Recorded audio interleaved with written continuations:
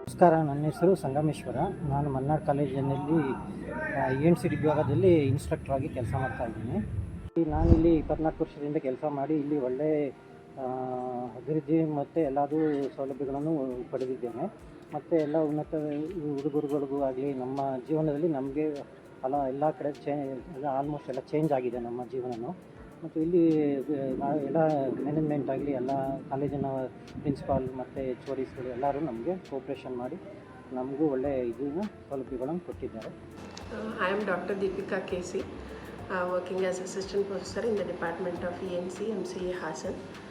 ನಾನು 2009ರಲ್ಲಿ ಇಲ್ಲಿ MTechಗೆ ಜಾಯ್ನ್ ಆದೆ. ಸೊ 2011ರಲ್ಲಿ MTech ಮುಗಿಸಿ 2011ರಲ್ಲೇ ಇದೇ ಕಾಲೇಜಲ್ಲಿ ಟೀಚಿಂಗಿಗೆ ಜಾಯ್ನ್ ಆದೆ ಆಸ್ ಅಸಿಸ್ಟೆಂಟ್ ಪ್ರೊಫೆಸರ್.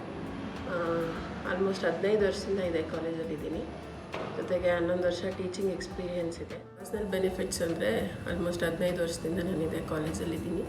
ಎನ್ವಿರಾನ್ಮೆಂಟ್ ತುಂಬ ಚೆನ್ನಾಗಿದೆ, ಸೇಫ್ ಆ್ಯಂಡ್ ಫ್ರೆಂಡ್ಲಿ ಎನ್ವಿರಾನ್ಮೆಂಟು ಕಾಲೇಜಲ್ಲಿ.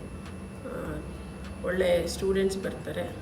ಕಾಲೇಜು ಆಲ್ಮೋಸ್ಟ್ 65 ವರ್ಷದಿಂದ ಈ ಸೌತ್ ಕರ್ನಾಟಕ ಝೋನಿಗೆ ತುಂಬ ಹೆಸರುವಾಸಿಯಾಗಿರೋ ಕಾಲೇಜು. ನಾನು ಡಾಕ್ಟರ್ PC ಶ್ರೀಕಾಂತ್ ಅಂದ್ಬಿಟ್ಟು ಮಲ್ನಾಡ್ ಕಾಲೇಜ್ ಆಫ್ ಇಂಜಿನಿಯರಿಂಗಲ್ಲಿ ಪ್ರಾಧ್ಯಾಪಕನಾಗಿ ಸುಮಾರು 37 ವರ್ಷ ಸೇವೆ ಸಲ್ಲಿಸ್ತಾ ಇದ್ದೀನಿ. 1987ರಲ್ಲಿ ಈ ಸಂಸ್ಥೆಗೆ ಸೇರಿದೆ. ಅದಕ್ಕಿಂತ ಮುಂಚೆ ನಾನು ವಿಪ್ರೋ ಮತ್ತು ABBನಲ್ಲಿ ವರ್ಕ್ ಮಾಡ್ತಾಯಿದ್ದೆ.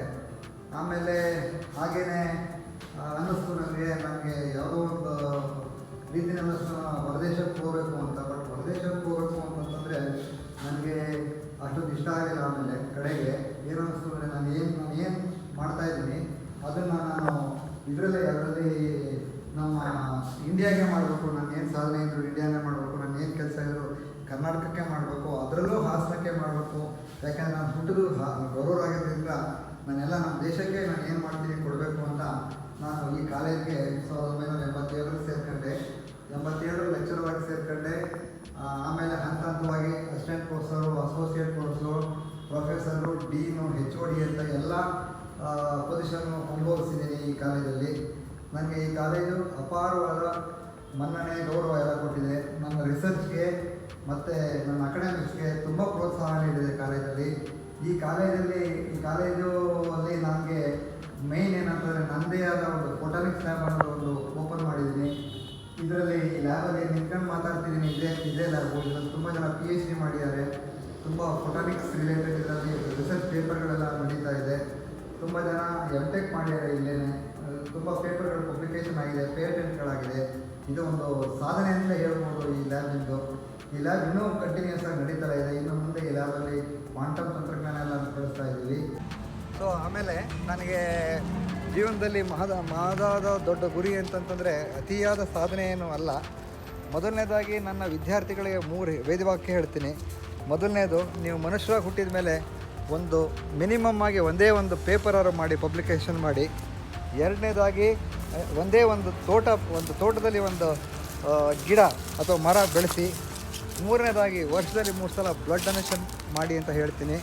ಮತ್ತು ಇನ್ನು ಅದನ್ನು ಬಿಟ್ಟರೆ ಈಗ ನಮ್ಮದೇ ಡಿಪಾರ್ಟ್ಮೆಂಟಲ್ಲಿ ನಮ್ಮ ಕೆಲವು ಸಿಬ್ಬಂದಿಗಳ ಸಹಾಯದಿಂದ ನಾನು ಒಂದು ಸಾಧಾರಣಕ್ಕೆ ಒಂದು ತೋಟ ಮಾಡಿದ್ದೀನಿ. ಈ ತೋಟದಲ್ಲಿ ನಮಗೆ ಮಾವು ಹಲಸು ಮತ್ತು ದಾಳಿಂಬೆ, ಅಡಿಕೆ, ತೆಂಗು ಹೀಗೆ ವಿಧವಾದ ಮರಗಿಡಗಳನ್ನು ಬೆಳೆಸಿ ಇವತ್ತು ಫಲ ಕೊಡ್ತಾ ಇದೆ. ಇದು ಸಾಧಾರಣ ಒಂದು 15 ವರ್ಷದಿಂದ ಮಾಡ್ಕೊಂಡು ಬರ್ತಾಯಿದ್ದೀನಿ. ಸೊ ಇದನ್ನು ನನಗೆ ಭಾರಿ ಹೆಮ್ಮೆ ಪಡ್ತಾ ಇದೆ. ಈ ನಂದು ಲ್ಯಾಬು ಮತ್ತು ಈ 2 ತೋಟ ನನಗೆ ಭಾರಿ ಖುಷಿ ಕೊಡುತ್ತೆ.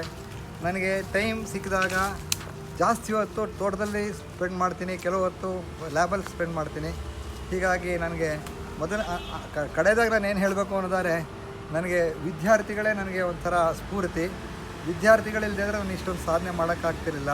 ಹಾಗೆ ಇದಕ್ಕೆಲ್ಲದಕ್ಕೂ ನನಗೆ ಪ್ಲ್ಯಾಟ್ಫಾರ್ಮ್ ಕೊಟ್ಟಿದ್ದು ಒಂದು ನಮ್ಮ ಮಲ್ನಾಡ್ ಕಾಲೇಜ್ ಆಫ್ ಇಂಜಿನಿಯರಿಂಗು ಅಂತ ಹೇಳಿ ನನಗೆ ಇಚ್ಛೆ ಪಡ್ತೀನಿ.